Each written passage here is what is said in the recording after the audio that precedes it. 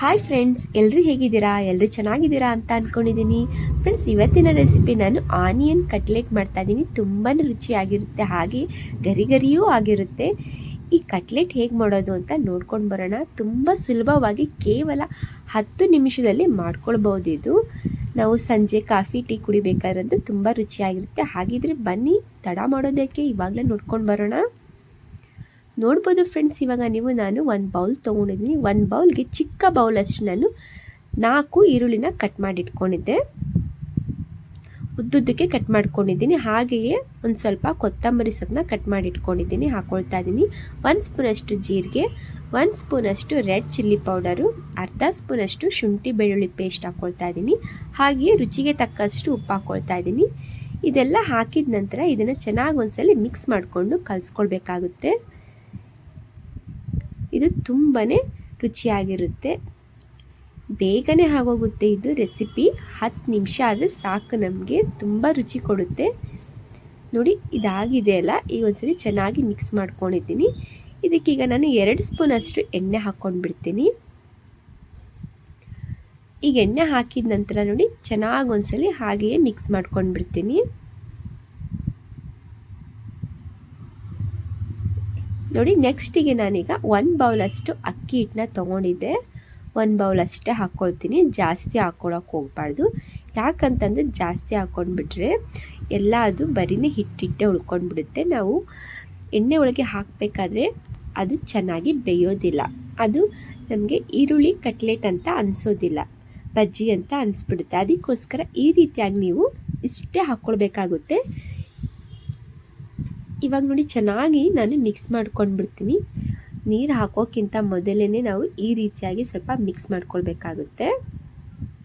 ನೋಡಿ, ಈ ಥರ ಉದುರಾಗಿ ನಾವು ಮಿಕ್ಸ್ ಮಾಡ್ಕೊಳ್ಬೇಕು. ಆಮೇಲೆ ನೋಡಿ, ನೋಡ್ಕೊಳ್ತಾ ನಮಗೆ ಎಷ್ಟು ಬೇಕಷ್ಟು ಸ್ವಲ್ಪನೇ ನೀರು ಹಾಕ್ಕೊಂಡು ಮಿಕ್ಸ್ ಮಾಡ್ಕೊಳ್ಬೇಕಾಗುತ್ತೆ, ಅಂದರೆ ಕಲಿಸ್ಕೊಳ್ಬೇಕಾಗುತ್ತೆ. ಇದಕ್ಕೆ ಜಾಸ್ತಿ ನೀರು ಹಾಕ್ಕೊಳಕ್ಕೆ ಹೋಗ್ಬಾರ್ದು. ಯಾಕಂತ ಅಂದರೆ ಅದು ಜಾಸ್ತಿ ನೀರು ಹಾಕ್ಕೊಂಡ್ಬಿಟ್ರೆ ಅದು ಬಜ್ಜಿ ಟೈಪ್ ಆಗಿಬಿಡುತ್ತೆ, ಇದು ಬಜ್ಜಿ ಅನಿಸ್ಬಿಡುತ್ತೆ. ಅದಕ್ಕೋಸ್ಕರ ಸ್ವಲ್ಪನೇ ನೀರು ಹಾಕ್ಕೊಳ್ಬೇಕಾಗುತ್ತೆ. ನೋಡಿ, ನನಗೆ ಇಷ್ಟು ನೀರು ಹಾಕ್ಕೊಂಡಿದ್ದೀನಲ್ಲ ಸಾಕು. ಇವಾಗ ಇಷ್ಟು ಹಾಕ್ಕೊಂಡಿದ್ದೀನಲ್ಲ, ಇವಾಗ ಚೆನ್ನಾಗಿ ಒಂದ್ಸಲಿ ನೋಡಿ ಈ ರೀತಿಯಾಗಿ ನಾನು ಮಿಕ್ಸ್ ಮಾಡಿಕೊಂಡು ಕಲಿಸ್ಕೊಂಡ್ಬಿಡ್ತೀನಿ.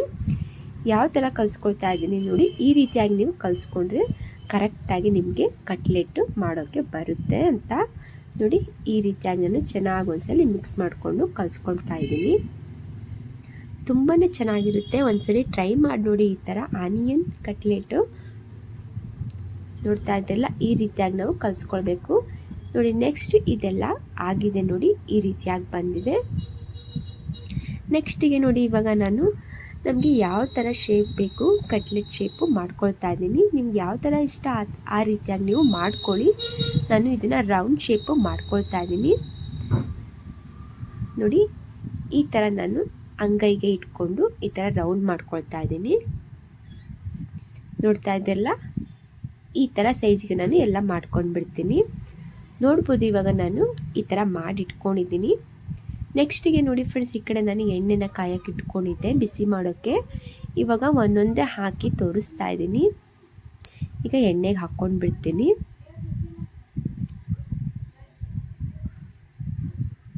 ಇದನ್ನು ನಾವು ಕಡಿಮೆ ಉರಿ ಇಟ್ಕೊಂಡೇ ಬೇಯಿಸ್ಕೊಳ್ಬೇಕಾಗುತ್ತೆ. ಯಾಕಂತಂದರೆ ನಾವು ಜಾಸ್ತಿ ಉರಿ ಇಟ್ಕೊಂಡ್ರೆ ಮೇಲಷ್ಟೇ ಬೆಂದಿರುತ್ತೆ, ಒಳಗಡೆ ಎಲ್ಲ ಹಸಿ ಇರುತ್ತಲ್ಲ. ಅದಕ್ಕೋಸ್ಕರ ಚೆನ್ನಾಗಿ ನಾವು ಕಡಿಮೆ ಉರಿ ಇಟ್ಕೊಂಡೇ ಇದನ್ನು ಬೇಯಿಸ್ಕೊಳ್ಬೇಕು. ನೋಡಿ, ಈ ರೀತಿಯಾಗಿ ನಾನು 2 ಬದಿಯಲ್ಲೇ ನಾನು ತಿರುಗಿಸ್ಕೊಂಡು ಬೇಯಿಸ್ಕೊಳ್ತಾ ಇದ್ದೀನಿ. ನೋಡ್ಬೋದು ಫ್ರೆಂಡ್ಸ್, ಈ ರೀತಿಯಾಗಿ ನಾನು ತೆಗೆದುಕೊಳ್ತಾ ಇದ್ದೀನಿ. ನೋಡಿದ್ರಲ್ಲ ಫ್ರೆಂಡ್ಸ್, ಈ ರೀತಿಯಾಗಿ ನಾನು ಇವತ್ತು ಕಟ್ಲೆಟ್ ಮಾಡ್ಕೊಂಡಿದ್ದೀನಿ, ಆನಿಯನ್ ಕಟ್ಲೆಟ್. ಈ ವಿಡಿಯೋ ನಿಮಗೆ ಇಷ್ಟ ಆಗಿದರೆ ಲೈಕ್ ಮಾಡಿ, ಕಮೆಂಟ್ ಮಾಡಿ, ಶೇರ್ ಮಾಡಿ. Okay friends, thank you for the watching. Okay, bye bye.